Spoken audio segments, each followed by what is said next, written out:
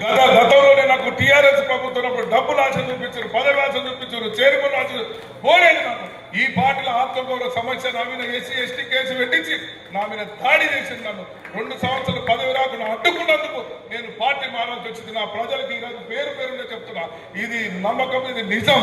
మహిళలు చర్చలు గుళ్ళో ఎక్కడైనా ఇదే చెప్తాను. నేను నన్ను దుష్ప్రచారం చేస్తూ నా కుటుంబాన్ని అబాసుపాలు చేస్తూ ఈరోజు దొంగ ముండా కొడుకు కొంతమంది అమ్ముడు పోయిందని చెప్తున్నారు. నన్ను కొనగల ధనము ఎవరితోనా లేదు.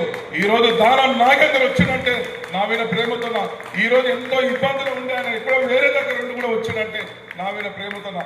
అమ్ముడు పోయేదానికి రారు, ఆయన్నే నన్ను తిడతాడు. మొన్న ఎలక్షన్లో కూడా అదే పార్టీ వాళ్ళు నీకు డబ్బులు ఇస్తాం, నువ్వు ఎంఐఎంకు వేస్తావు ఓటు అంటే కాదు, నేను నమ్ముకున్న పార్టీ నా మిత్రుడు ముఖ్యమంత్రి రేవంత్ రెడ్డి గారు ఏది చెప్తే అది చేస్తా. నేను అభివృద్ధి వైపు వెళ్తున్నాను కాబట్టి నేను ఖచ్చితంగా నేను ఓటు ఎంఐఎం వాళ్ళకి వేస్తలేను. నా పార్టీ చెప్పినటువంటి ఒక దాని మీద ట్రిక్ పెడుతున్నా కాబట్టి దానికి నేను అమ్ముడుపోను, రాను. మంచో చెడో ఒక జెండా పట్టుకున్నా. అందరికి నా చిన్నప్పుడు నా తల్లిదండ్రులు కూడా కాంగ్రెస్ పార్టీ.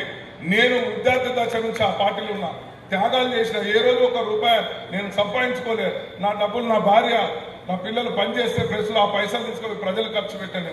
ఎన్నోసార్లు నా దగ్గరున్న మిత్రులు మున్సిపల్లో పనిచేసే ఒక బాబు అని ఆయన నన్ను అడిగిండు. ఈమెను వచ్చి తిట్టిండు, ఎందుకమ్మైనా రాజకీయాలు పనిచేసి పైసలని ఖర్చు పెట్టాడు.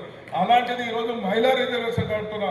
నా పిల్లలు పెద్దగా వాళ్ళ పని వాళ్ళు చేసుకుంటూ నా కుటుంబానికి మాకు అండదండగా ఉంటే ఇద్దరం కూడా ఉదయం నుంచి చాలా మంది నాకు ఉన్నట్టు మా చెక్కి మా జయస్వాల్ లాంటి మా సాయి వాళ్ళు అడుగుతారు, ఏదైనా ఇంటికి పోతే కూడా నువ్వు ఇవే మాట్లాడుతావు పబ్లిక్ సమస్యలు.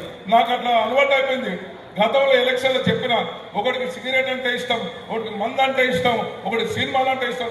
నాకు ప్రజల పని అంటే ఇష్టం అని చెప్పిన, ప్రజల కోసమే ఉంటా అని చెప్పిన, ప్రజల కోసమే ఉంటున్న. పొత్తు లేచి నా దృష్టి అంతా కూడా సమస్యల మీద అది నమ్మే ఈరోజు నా వెనుక ఉన్నట్టు నా ఆడపడుచులు, నా అక్కలు, చెల్లెళ్ళు, నా అన్నదమ్ములందరూ నా వెనుక ఉన్నారంటే నా పని విధానం నచ్చి నేను చేసే ఇది చేసి నా స్వార్థం ఉంటే నా వెంబడి ఇంతమంది ఉండరు.